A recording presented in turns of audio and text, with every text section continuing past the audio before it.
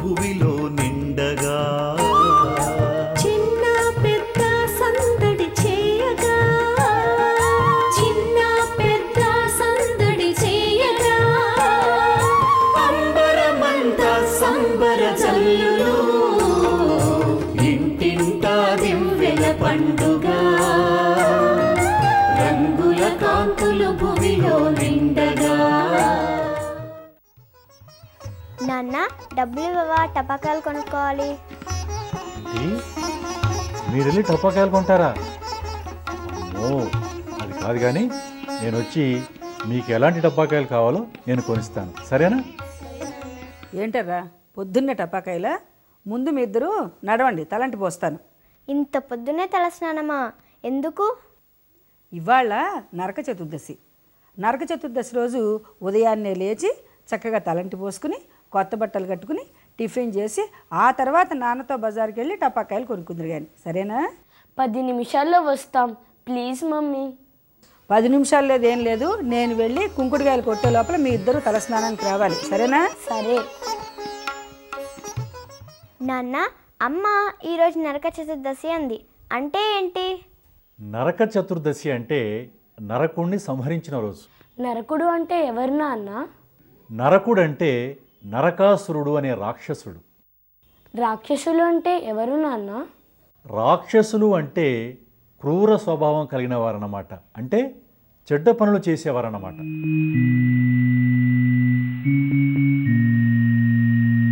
ఇతను ఎటువంటి చెడ్డ పనులు చేసేవాడు? ఈ నరకాసురుడు మునులను ప్రజలను నానా రకాలుగా ఇబ్బందులు పెట్టేవాడు, హింస పెట్టేవాడు. ప్రజలు మునులు ఆ బాధలు భరించలేక ఒకరోజు శ్రీకృష్ణుని దగ్గరికి వెళ్ళి మొరపెట్టుకున్నారు. మొరపెట్టుకోవడం అంటే? మొరపెట్టుకోవడం అంటే బాధలు చెప్పుకోవడం.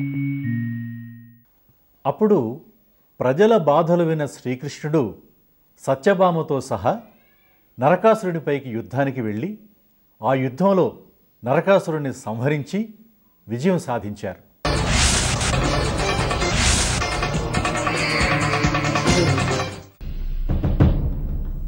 సంహరించడం అంటే? సంహరించడము అంటే చంపడం. యుద్ధంలో నరకాసురుని సంహరించి విజయంతో తిరిగి వచ్చిన శ్రీకృష్ణునికి సత్యభామకు ప్రజలంతా మంగళహారతులిచ్చి స్వాగతం పలికారు. ఇప్పటికీ మనం అదే ఆనవాయితీగా నరక చతుర్దశి రోజు పొద్దున్నే లేచి తలంటుకొని స్నానం చేసి కొత్త బట్టలు వేసుకొని పండగ జరుపుకుంటాం. నరకాసురుడి బాధ పోయి కష్టాలు తప్పినందుకు ప్రజలు పండగ జరుపుకున్నారు. ఆశ్వీజ బహుళ చతుర్దశి రోజు నరక చతుర్దశిని, తెల్లవారి అమావాస్య రోజు దీపావళి పండుగను జరుపుకుంటాం. అంటే ఈ పండుగను 2 రోజులు జరుపుకుంటాం. కొత్త వస్త్రాల పసిడి కాంతులు కమ్మని వంటల గుమగుమలు నిసరి మరి సరి మ పని పమ మ పని సరి ప పని సరి. కొత్త వస్త్రాల పసిడి కాంతులు కమ్మని వంటల గుమగుమలు బంధుమిత్రుల ఆగమనాలు బంధుమిత్రుల ఆగమనాలు అమావాస వేళలు ఆనందాలు. దీపావళి అని ఎందుకంటారు? నరకాసురుడి బాధ తప్పినందుకు ప్రజలంతా సంతోషంగా పిండి వంటలు మిఠాయిలు చేసుకొని వాళ్ళ ఇళ్ల ముందు దీపాలు వరుసగా పెట్టి ఈ పండుగను జరుపుకున్నారు. ఆ దీపాల కాంతిలో లోకమంతా కాంతివంతమైపోయింది. అందుకే దీన్ని దీపావళి పండగ అంటాం. సంబరం అంటే? సంబరం అంటే ఉత్సాహం, సంతోషం. ఇక్కడ మీకు ఇంకో విషయం చెప్పాలి. ఈ దీపావళి పండగకు సంబంధించి కొన్ని ప్రాంతాల్లో ఇంకో కథ కూడా ప్రచారంలో ఉంది. ఆ కథ కూడా చెప్పవా నాన్న? చెప్తాను, కొంచెం ఓపిక పట్టండి. ఇంతకీ మీకు శ్రీరామచంద్రుడు అంటే తెలుసా? ఓ తెలుసు, మన ఊళ్ళో రాములవారి గుడి కూడా ఉంది కదా. శ్రీరామచంద్రుడు యుద్ధంలో రావణాసురుణ్ణి సంహరించి విజయంతో అయోధ్యకు తిరిగి వచ్చిన తర్వాత శ్రీరామ పట్టాభిషేకం జరుగుతుంది. ఆ పట్టాభిషేకానికి, ఆ ఆనందానికి సంకేతంగా ఇప్పటికీ ప్రజలు ఈ దీపావళి పండుగను జరుపుకుంటారు అని కొన్ని ప్రాంతాల్లో ఈ కథ ప్రచారంలో ఉంది.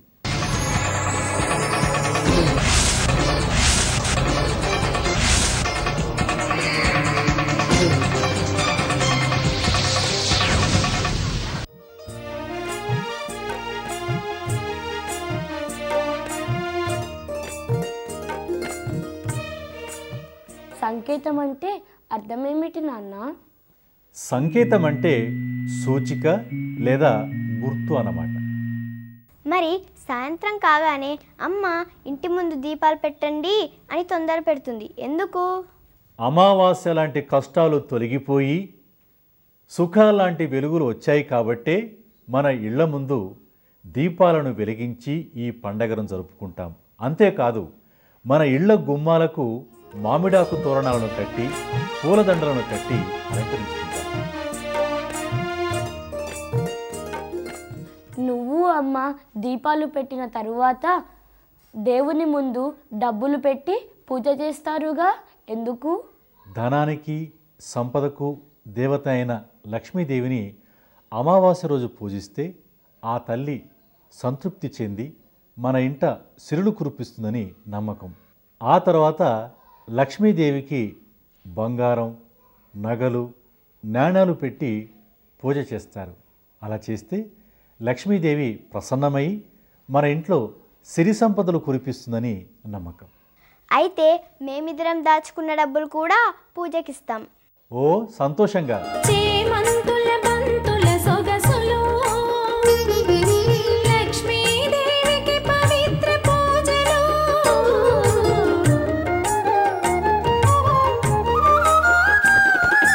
చేమంతుల బంతుల సొగసులు లక్ష్మీదేవికి పవిత్ర పూజలు. పిండి వంటల నైవేద్యాలు అమలకలకు తాంబూలాలు. పిండి వంటల నైవేద్యాలు అమలకలకు తాంబూలాలు. వ్యాపారస్తులంతా దీపావళి రోజు లక్ష్మీదేవిని ప్రార్థించి పూజలు చేసి కొత్త ఖాతా పుస్తకాలను ప్రారంభిస్తారు. వ్యాపారస్తులంటే ఎవరు నాన్న? వ్యాపారస్తులంటే వర్తకం చేసుకునేవారన్నమాట.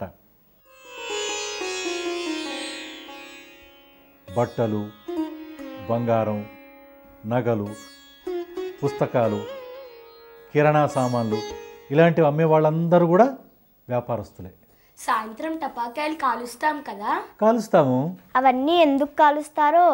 ఈ టపాకాయలు కాల్చడంలో కూడా ఒక ఆరోగ్య సూత్రం ఇమిడి ఉంది. అది ఏంటంటే, దీపావళి పండగ ఆశ్వీజ బహుళ అమావాస్య నాడు వస్తుంది.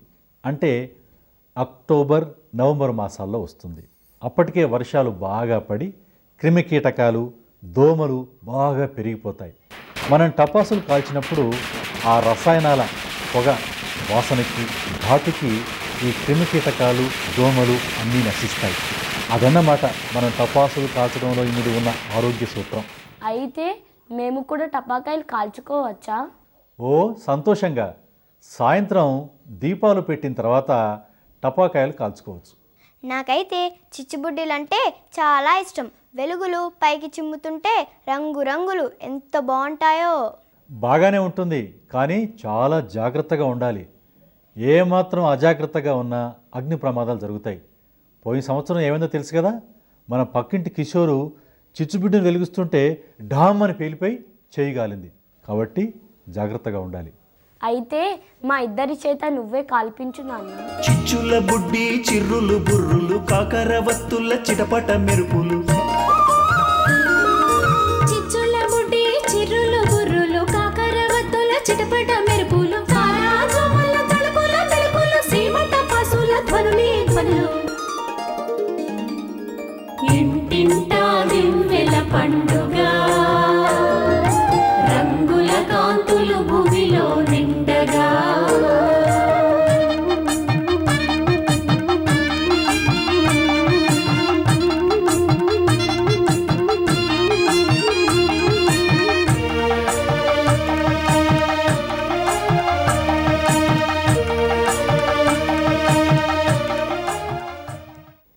మరిప్పుడు దీపావళి పండగ అంటే ఏంటో మీకు బాగా అర్థమైందా? అర్థమైంది. ఇప్పుడు నేను చెప్పిన కథలోంచి కొన్ని ప్రశ్నలు అడుగుతాను, సమాధానాలు చెప్తారా? ఓ చెబుతాం. గుడ్. సరే, దీపావళి పండగ ఎప్పుడు వస్తుంది?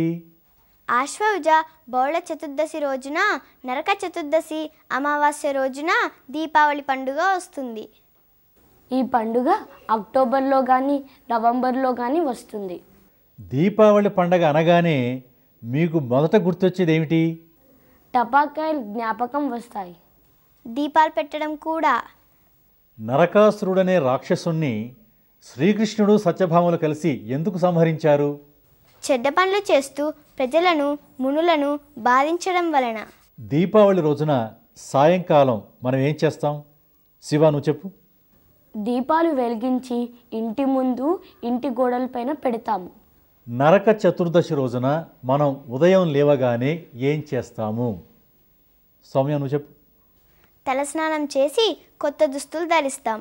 దీపావళికి సంబంధించి ఇంకో కథ చెప్పాను కదా, అదెవరు చెప్తారు? సౌమ్య, నువ్వు చెప్పు. వనవాసం తరువాత రాముడు సీతతో అయోధ్యకు వచ్చి పట్టాభిషేకం చేసుకున్నారు. దానికి గుర్తుగా కొన్ని ప్రాంతాల వారు దీపావళి పండుగను జరుపుకుంటారు. వెరీ గుడ్, బాగా చెప్పారు. ఇప్పుడు ఈ కథలోని పురుషుల పేర్లు శివ, నువ్వు చెప్పు. కృష్ణుడు, రాముడు. మరి ఈ కథలోని స్త్రీల పేర్లేంటో సౌమ్య, నువ్వు చెప్పగలవా? సీత, సత్యభామ. వెరీ గుడ్, బాగా చెప్పావు. ఇప్పుడు మీరు వెళ్ళి తలంటుకొని చక్కగా స్నానం చేసి కొత్త బట్టలు వేసుకొని టిఫిన్ చేసిన తర్వాత మనమంతా బజార్కి వెళ్ళి టపాకాయలు కొనుక్కుందాం, సరేనా? సరే, వెళ్ళండి, వెళ్ళి స్నానం చేయండి.